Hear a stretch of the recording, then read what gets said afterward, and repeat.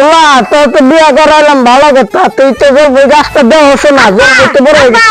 হ্যাঁ ভাবি রে কি বিয়া দিছো আমার খালি রাতে বেলা বকা দেয় ই আসনো কে কিরে বড় বলা তুই বড় এখান থেকে লাও, তারপর দেখতাছি আহো ইয়াস নো কওয়া বাবা আব্বাটা একটু লিগে পাচ্ছি যাই বই দেখি কি করতেছে।